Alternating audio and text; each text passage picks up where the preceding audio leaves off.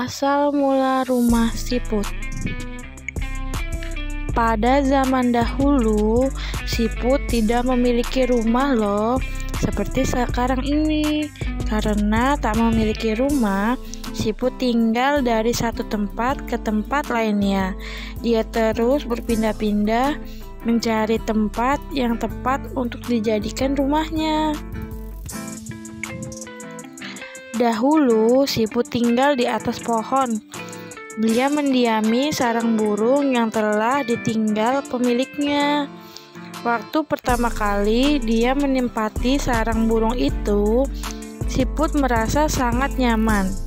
Iya kan, jadi dia tinggal naik aja gitu ke pohon yang udah ada sarang burungnya gitu teman-teman. Tapi nggak ada burungnya karena udah ditinggal gitu sama burungnya. Daun dan dahan-dahan pohon melindunginya dari terpaan sinar matahari, sedangkan hangatnya sarang melindunginya dari udara dingin di malam hari. Tapi semua tak berjalan lama, karena ketika musim hujan tiba-tiba siput tak bisa berbuat apa-apa karena daun dan ranting pohon tak bisa melindunginya dari terpaan air hujan, sehingga siput merasa sangat kedinginan. Iya ya, kan kalau hujan itu kan ada angin juga ya teman-teman. Jadi kan daunnya itu suka terbang atau misal pohonnya itu suka goyang-goyang karena angin saat hujan gitu. Kasihan ya siputnya. Akhirnya dia pun berpindah dari sarang burung itu. Kemudian dia melihat sebuah lubang di batang pohon. Siput pun memutuskan untuk tinggal dan menjadikan lubang itu sebagai rumah barunya. Dia merasa nyaman karena dia tak akan terpapar panasnya terik mentari dan tak kedinginan terguyur oleh air hujan.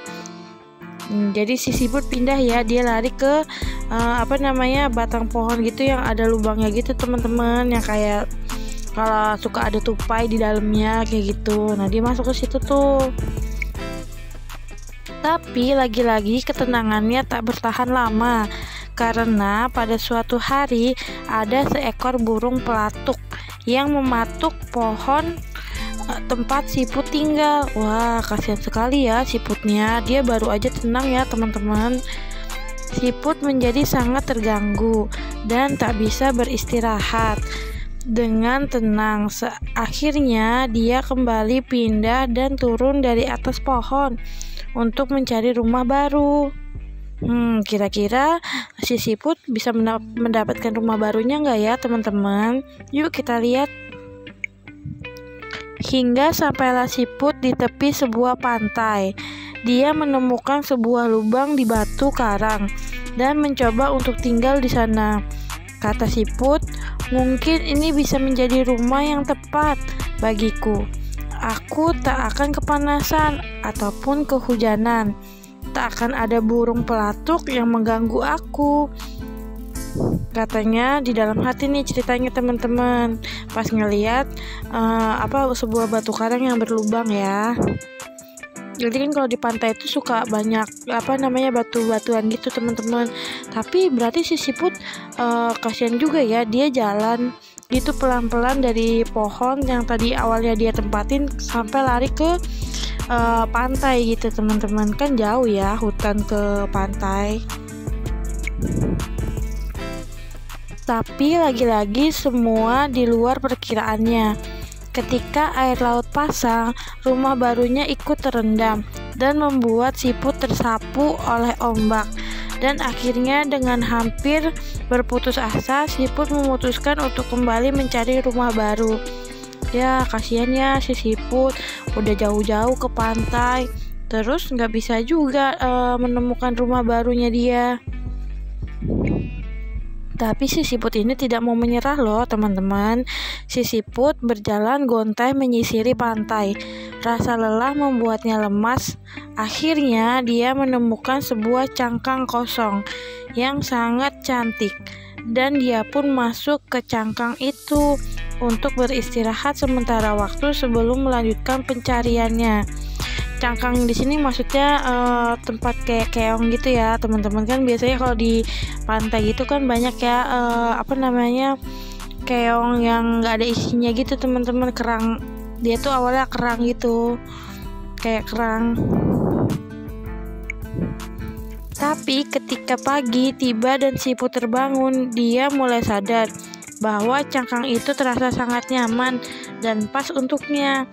Bentuknya indah dan cukup ringan, membuatnya leluasa untuk dibawa kemanapun siput pergi. Akhirnya, si siput ini memutuskan untuk menjadikan cangkang itu sebagai rumah barunya. Yeay, selamat ya siput. Akhirnya kamu menemukan rumah barumu. Nah, dari cerita ini ya teman-teman, pesan moral yang kita dapat adalah janganlah menyerah untuk terus berusaha, karena sebuah kegagalan adalah wujud dari keberhasilan yang tertunda. Iya ya, si siput ini keren banget. Kita kan juga tahu ya kalau siput itu jalannya sangat pelan, karena dia nggak bisa lari, nggak kayak kita manusia punya kaki gitu teman-teman. Dibayangin aja tadi dari atas pohon, terus dia turun tuh ke batang pohon yang berlubang, terus karena ada burung pelatuk, dia turun lagi tuh jalan sampai ke pantai ya. Tadi di pinggir pantai dia udah seret-seret sama air ombak, gara-gara karangnya dibawa sama air ombak. Terus dia harus berjalan lagi baru menemukan cangkang atau kerang yang kosong, yang akhirnya jadi rumah barunya dia teman-teman. Kita harus meniru sifat si siput ini yang tidak mudah menyerah ya. Semangat terus teman-teman. Sampai jumpa lagi di cerita selanjutnya. Dadah.